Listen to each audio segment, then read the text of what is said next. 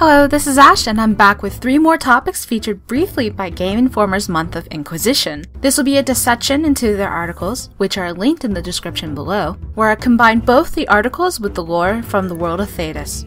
Let's get started with the first topic.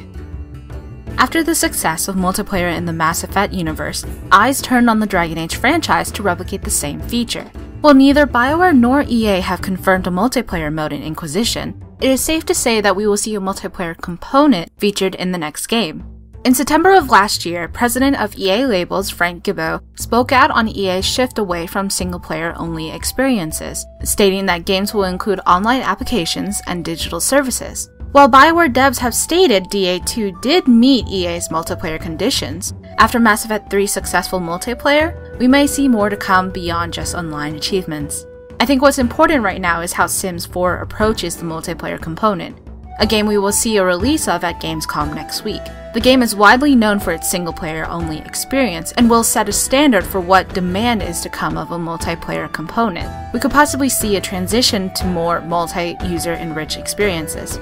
Electronic Arts will be featuring Battlefield 4, Titanfall, and Sims 4 at Gamescom, which starts on the 21st of this month. As far as companions go, we know about the officially announced ones, Cassandra, Varric, and Vivienne. What I want to point out, however, is a collision between what we've seen in the past and what is in the trailer. What I speak of is this single picture, the dragon and the unknown character, correct? Let me divert your attention to the top right, the 5 faces. If you don't know or don't remember, these characters are from an initial leak back in August. The devs denied the existence and the descriptions given to the said characters. But the characters featured in the picture are the same ones that we saw in the survey. From left to right, a female human, Dorian, Vivienne, who has been confirmed, Grey Warden, and Sarah. The original text below the picture states companion jewelry, but the remaining text is illegible on the video footage. If we are to believe these characters to be our companions, that would bring the companion total up to 7 so far. While there are more characters mentioned, like Cole from Asunder or the Iron Bull, they have yet to be shown. At last, we come to the quote that Mike Laidlaw, creative director of the Dragon Age series, has so gleefully noted in the Gameinformer video regarding the 5-game plan. In the vid, he notes how BioWare has been looking forward to taking the franchise to a greater depth, building towards a 5-game plan. While the extension of the series past Inquisition is expected due to the lore, it's interesting to think of what we'll be seeing in future games. 2 things we should expect are the 2 blights. One for Archdemon Razakale, the Dragon of Mystery, and the other, Lusican, the Dragon of Night. Considering the great length between the 4th and 5th Blight, approximately 406 years, awakening both gods will have to be provoked if it's going to happen within the Dragon Age. The 5th Blight, the one that the Warden ended in Origins, happened because of the Architect, an intelligent darkspawn that players were introduced to in Awakening. The Architect is known for previously attempting to end the Blights by killing the old gods before they turned into archdemons, and also for trying to taint the surface world with darkspawn blood. If either archdemon is to wake within the Dragon Age, it will most likely have to be provoked. And considering the veil tearing in Inquisition, we may see a rather large push. But there is another way to awaken a dragon, and that is with its own blood. Dragon's blood. This portion's a little bit more speculative and delves into a different aspect of the lore, but in the Silent Grove, readers are introduced to Yavanna, one of Clement's daughters. She details on the dragon blood that exists in Theron line, Alistair's line. Dragon's blood has an inert power to it. The reason why Callan had the Great, who was the first king of Ferelden, drank of it to gain power.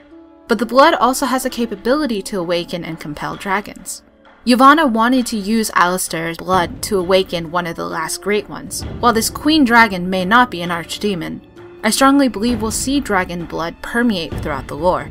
Not only with Alistair as king, but also the old godchild that Alistair and Morrigan can have in the tale. And, of course, the heir of either Alistair and a female warden if a player chose to have a Kuslan become queen, or if Enora and Alistair can actually have a child, despite what we know about Enora and Caitlyn. Additionally, beyond dragon blood is darkspawn blood, touched upon in the Warden's Keep DLC of Origins. A mage named Avernus is still alive at Soldier's Peak, an old Warden tower. By the use of blood magic, he is capable of tapping into some of the powers of darkspawn magic, and in his bizarre and horrific experiments, He creates a concoction that the Warden can actually drink. It enhances a Grey Warden's capabilities by empowering his or her blood with more abilities. It builds the taint essentially into a weapon, surpassing just the ability to sense other Darkspawn and the Archdemon. If the Grey Wardens can master the Darkspawn taint, it made them a considerable foe, and the Wardens are already up to something, alluded in Dragon Age 2 as Stroud and possibly either Carver or Bethany mentioned while passing through Kirkwall during the Qunari occupation. It is only fitting that we see blood as a huge proponent in the future, even though most of us are already done with blood mages and Templars. And that's it on my end for now. Thank you for watching. Links to Gameinformer's month-long hub of Dragon Age Inquisition, as well as my breakdown video on said hub, can be found in the description. Thank you for liking, thank you for sharing, and thank you for possibly grilling me with questions and complaints in the comment section below. Be sure to subscribe for more Inquisition info in the future, especially with PAX Prime coming up soon. Take care everyone, I'll see you next time.